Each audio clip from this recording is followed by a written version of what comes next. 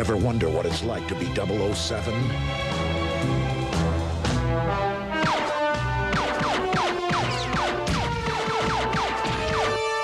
Now you know.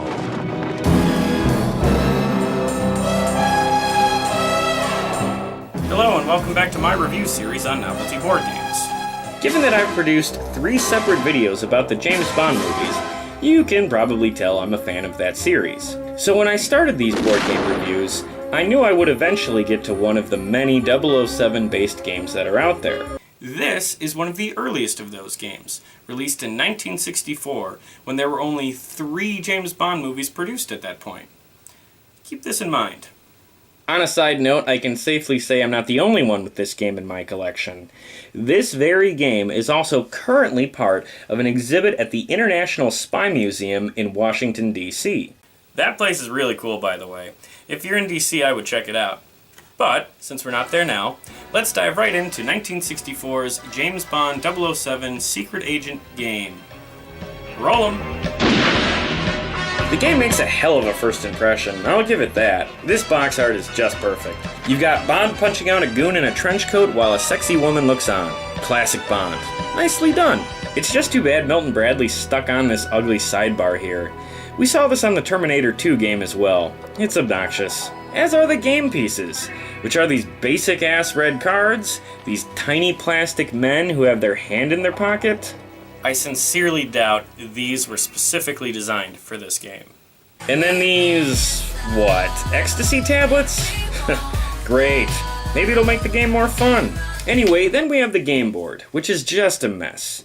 So we got a clock, we've got these red dots with connecting routes that look like the paths from the CNN board game, and then we got these location spots, like the properties from the Trump board game. This game is like the originator of every lame concept we saw in all my other board game reviews. I mean, what else are we gonna find in here? Some fucked up dice or a piece of shit VHS tape?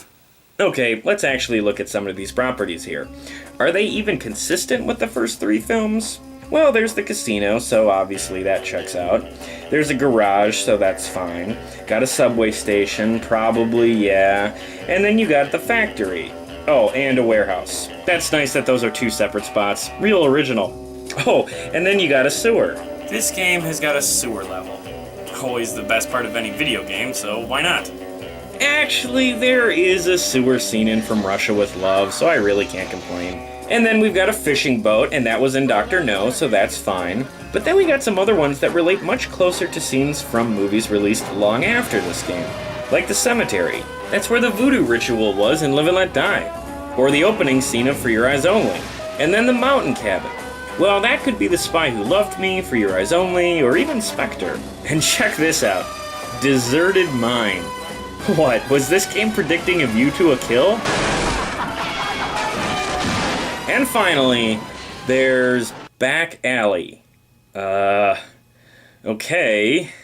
Well, it was the 60s, and Bond's womanizing probably resulted in some unintended pregnancies, but this is a little dark, isn't it?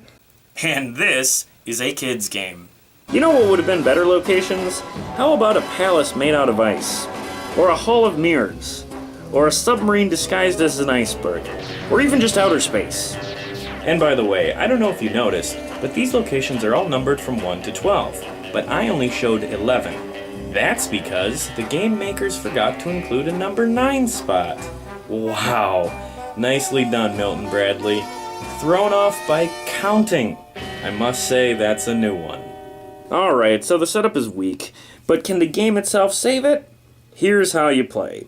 Each player gets 3 agents to place anywhere on the board, as well as 3 red cards, which all have locations listed on them. Each turn you're allowed to move one of your agents up to 3 spots, and the goal is to have them land on the gun spot to, quote, spy at that location. You can spy at any location's gun spot as long as you have the coinciding red card. Once you spy there, you then move the clock 1, 2, or 3 hours, depending on how many steps you took. Then you get to move your little red ecstasy tablet along the exterior of the board. Oh wait, this isn't Molly. This is a cyanide capsule. You know, in case of capture. Anyway, first player to move their pill around the board to the 100 spot wins. Wait, that's it? That's terrible! Congratulations, sir. A brilliant coup. And they must have known that too. Half the board allows you to get double points with really no explanation. Probably just to speed the game up. You know what else would make this game go quicker?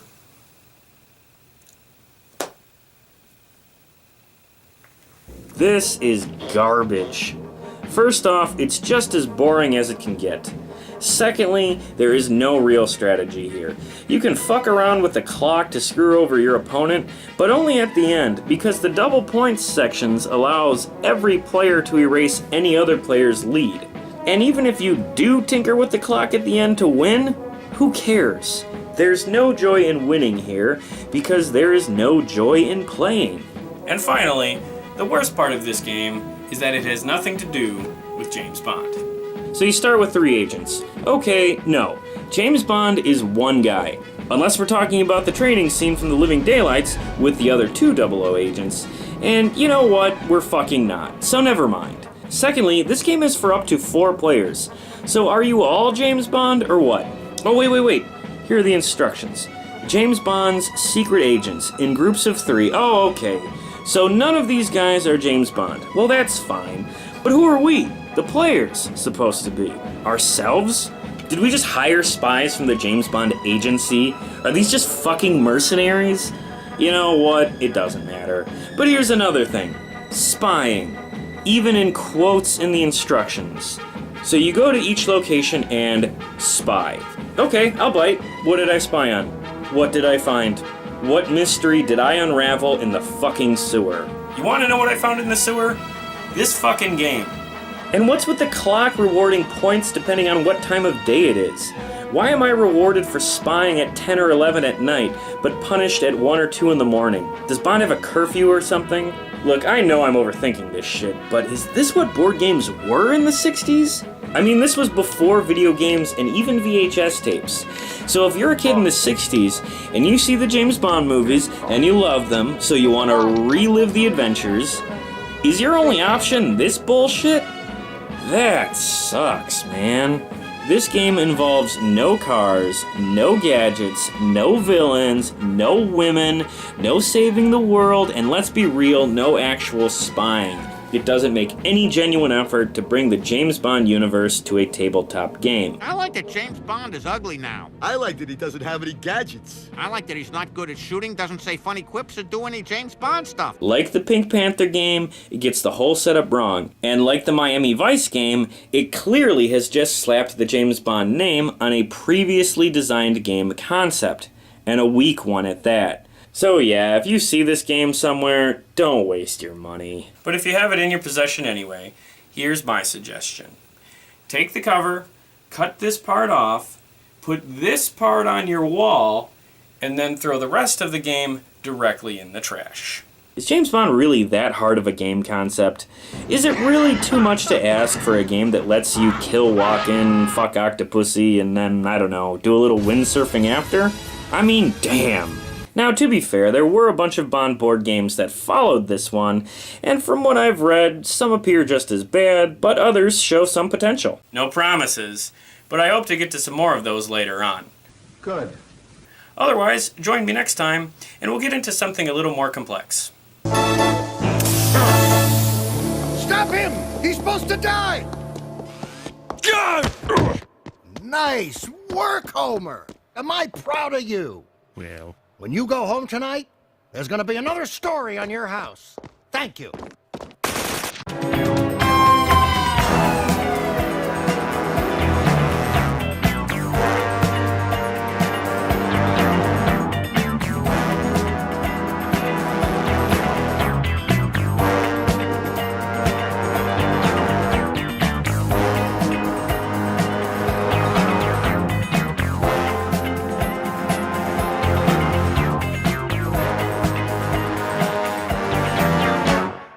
I've got you now. Well, enjoy yourself.